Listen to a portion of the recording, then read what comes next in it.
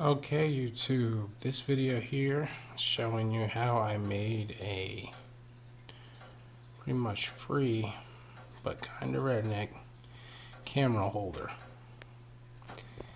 The really pivotal part of this, well, there's two important hardware pieces really, so I'll show you the two important hardware pieces and then the basic assembly. So as far as the camera interface goes, we have this carriage bolt. Went to the hardware store with my camera, found a bolt that threads into the camera. I don't know, I might have looked through the pile of bolts I had in there, but judging by the number of nuts on here, I bought this many nuts to go with this. It probably cost me like $1.50 or something total for this. So you'll notice there's two nuts here at the top and two nuts at the bottom. It's because when you put two nuts together and bind them together tightly, they won't move up or down on the threaded rod or nut bolt at all. So these pieces have this piece of wood trapped in here and they won't get tighter or looser on the wood. It's been really humid here in Arizona recently and the wood's actually swollen up. These should turn relatively loosely, but a little bit of tension on them. They've got a lot of tension on them right now because of the humidity in the wood.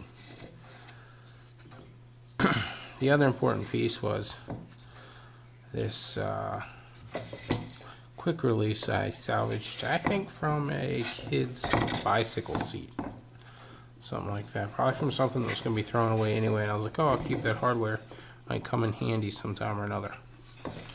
So, you see this platform, I just took a piece of wood, made it roughly the size of the camera. I didn't really have any real plan as to why, but that seemed like the size that it should be. And then for some reason I screwed it together in a non-uniform fashion here. I can't remember what the reasoning there was either. But I just cut this other piece of wood. And then I had to countersink it because this thing wasn't long enough to go through, so I used a large drill bit big enough for the knurled nut on this quick release. And then I sunk it in there so that I could tell it was going to fit correctly. And then I put the smaller diameter hole for the actual rod that goes through this. And you can actually adjust your camera at whatever angle you want with this type deal. And then you tighten the quick release back down and it holds it still for you. And the base, as you can see, is pretty simple. We have one screw going through this chunk of 2x6 into this other scrap piece of 1x4. I just went to my scrap box and found this just as you see it right now. I pre-drilled this so that that screw wouldn't split the bottom, and then I drilled the hole for the skewer through there. That's pretty much it. I mean, it doesn't get much simpler than this. But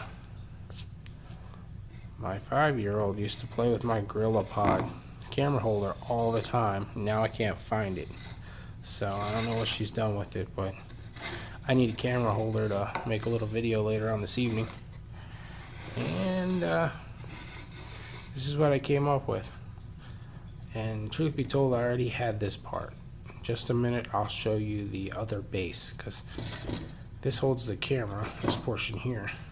I have another base over my workbench that I can put the quick release skewer on and hold the camera in position over my workbench. And that's how I made the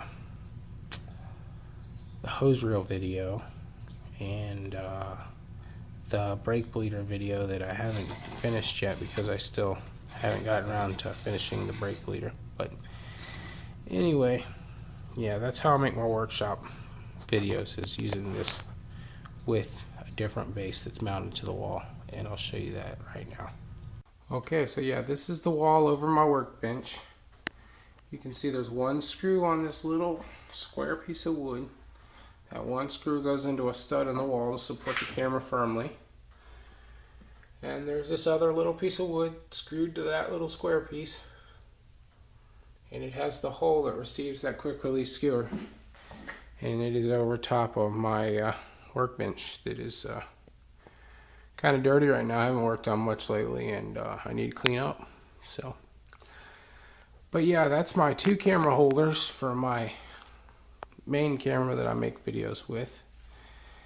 And basically, that's all you need to hold your camera still.